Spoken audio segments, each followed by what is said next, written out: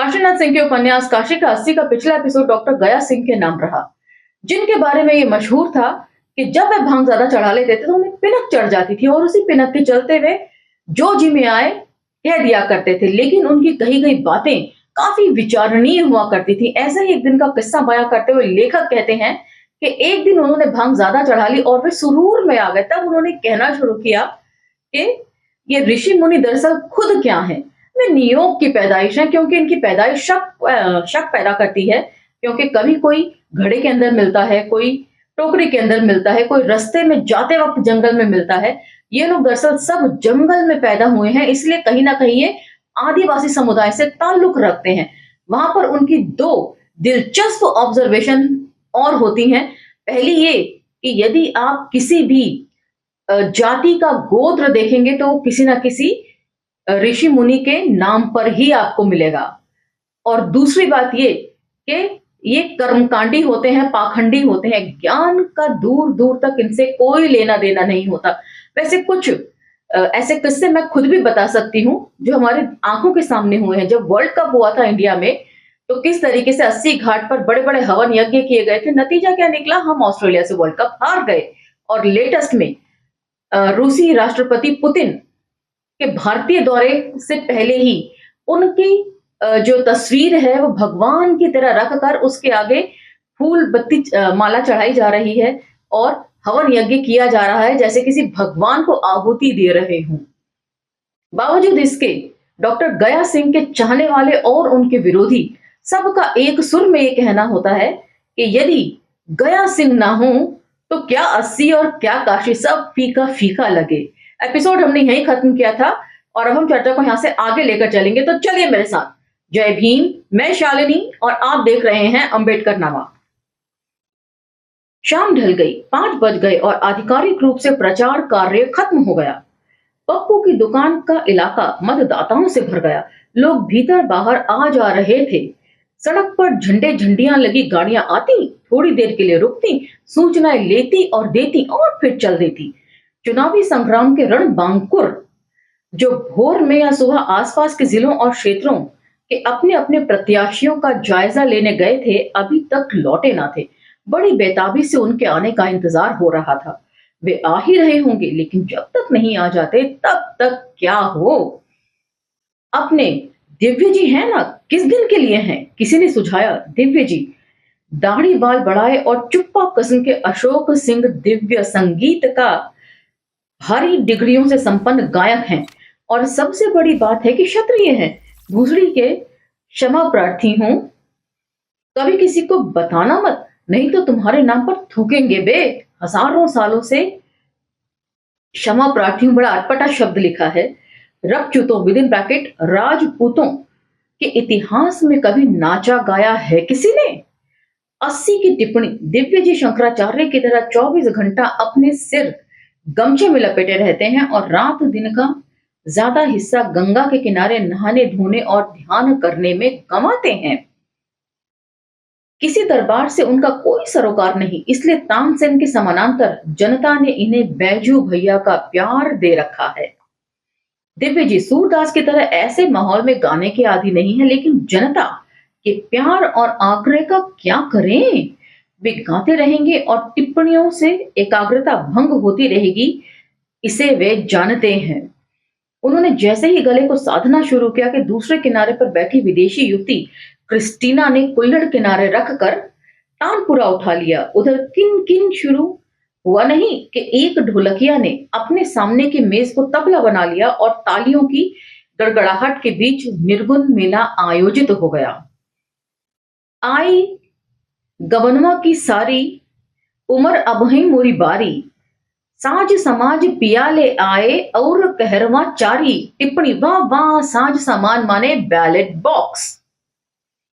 बगना बेदर्दी दर्दियों न जाने, जोड़त गांठ हमारी उमर अबही मोरी बाली। टूटल गांव नगर से नाता, छूटल महल अटारी।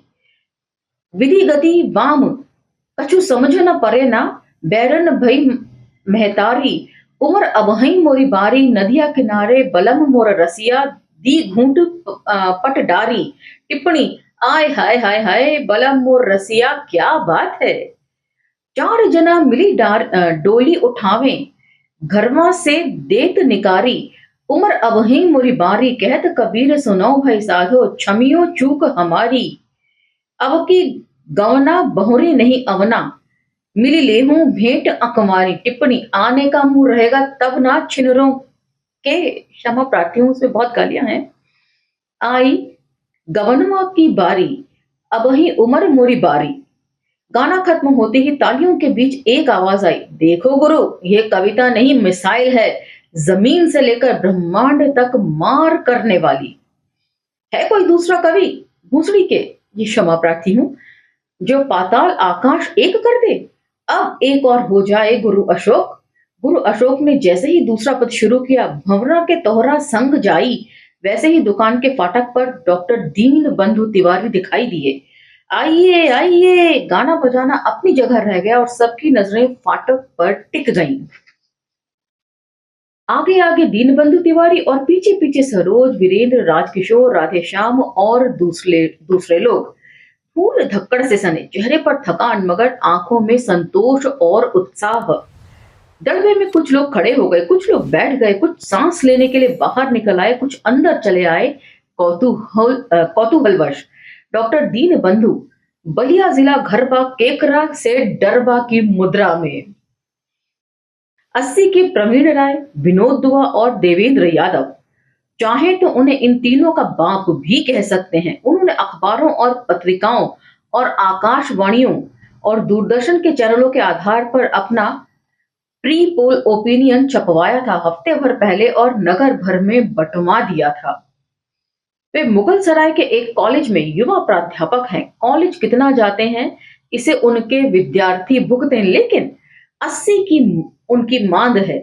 इस मांद के मुहाने पर शाम 5 बजे प्रकट होते हैं और अपने अदृश्य कंप्यूटर के साथ आधी रात के बाद तक डटे रहते हैं।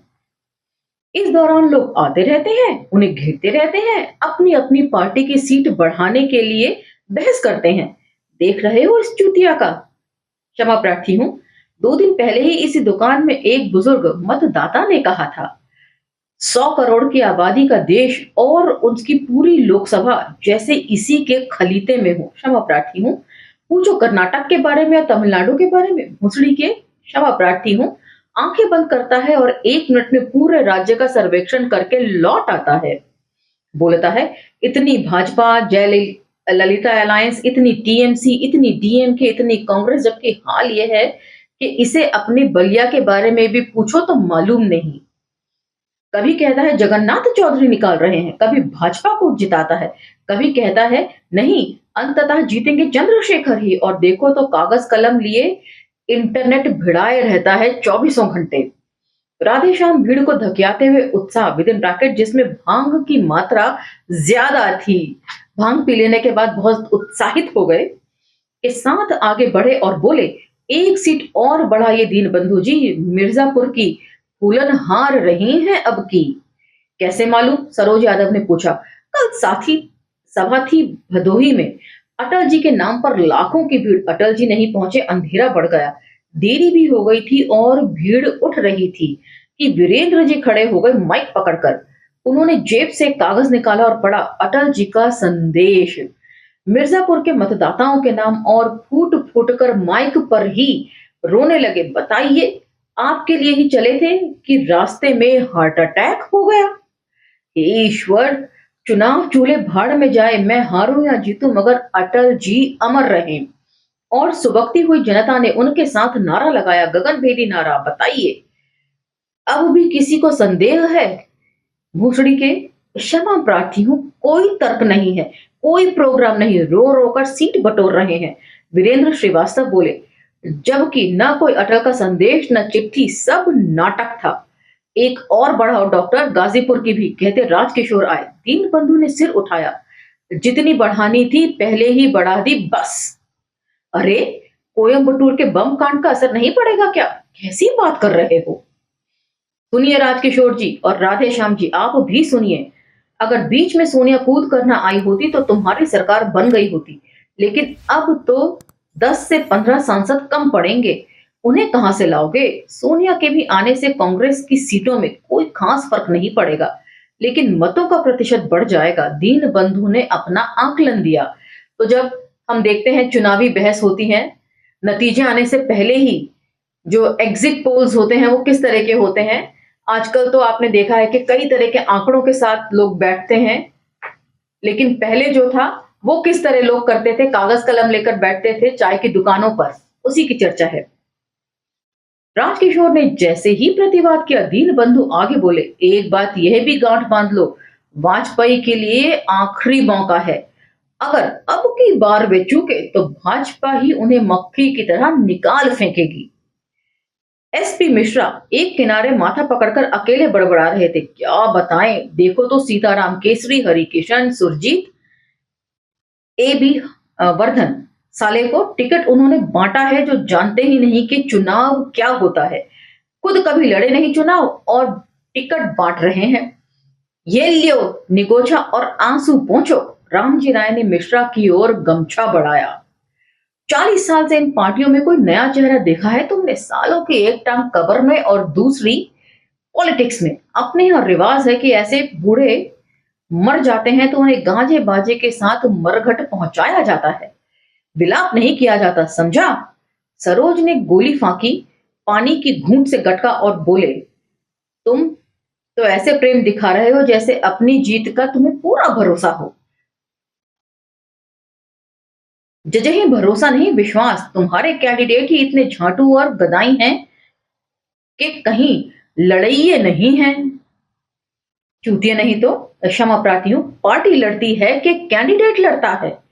पिछले 18 महीने में क्या उखाड़ लिया तोरी पार्टी ने कि उम्मीदें बांधे हो? हे राम जी, बहुत बढ़ चढ़ के बतिया रहे हो भोसड़ी के। क्षमा प्रार्थी हूं, उधर देखो वह क्या हो रहा है। वीरेंद्र श्रीवास्तव ने एक कोने की तरफ इशारा किया। रामजी राय ने देखा और हंसने लगे। हो ये रहा था कि दड़बे के दूसरे कोने में राधे श्याम और देवव्रत चौबे 80 भदैनी के मतदाताओं की सूची लेकर बैठे हुए थे और खतिया रहे थे कि इनमें से कितने हैं जो बाहर नौकरी कर रहे हैं या गांव गए हैं, कितने किराएदार थे जो दूसरे मोहल्ले में जा चुके हैं, और कितने वोटर हैं जो भाजपा विरोधी हैं, विद इन ब्रैकेट, ताकि उनके वोट उनके आने से पहले ही शुरू में डाल दिए जाएं। तो किस तरह की धांधली हमेशा से ही रही है। साथ ही वे उस सरकारी छापाखाना पर निछावर हो रहे थे जिसे जय श्री राम की कृपा से बहुत से नाम और उम्र सही सलामत नहीं रहने दिए थे। तो ये धांधलियां हमेशा से रही हैं। अब जो एसआईआर का मुद्दा उठ रहा है वो दरअसल कितना पुराना है, अब आप उससे अंदाजा लगा लीजिए। और ई चौबे वीरेंद्र बोले, प्रोफेसर हैं यूनिवर्सिटी के, मुसड़ी के, क्षमा प्रार्थी हूं। मालवीय जी ने यूनिवर्सिटी इसलिए खुलवाई है कि लौंडों को पढ़ाएं कि लोकतंत्र की गांड कैसे मारो। क्षमा प्रार्थी हूं। परसों विद्यार्थी परिषद और संघ के लौंडों को बूथों पर तैनात करवाएगा और फर्जी वोट डलवाएगा। यही पढ़ाने के लिए विश्वविद्यालय 10-12 हजार महीना दे रहा है इनको। राधेश्याम ने कहा, तो क्या बुरा कर रहा है? लालू जो AK-47 से मार रहा है उससे तो अच्छा ही है।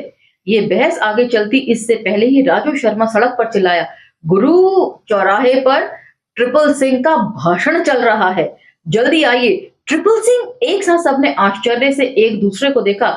जिंदा है काबे? जब दुकान से मेला उठने लगा तो फाटक के पास एक मतदाता ने दूसरे के कान में कहा, देखा तुमने, इन सबों के आपसी गड़म रौवल है। परसों शाम आना तो देखना, ये यहीं पर इसी समय मिलेंगे और एक दूसरे को बताएंगे कि किसने किस तिकड़म से किस बूथ पर कितने बोगस वोट डलवाए।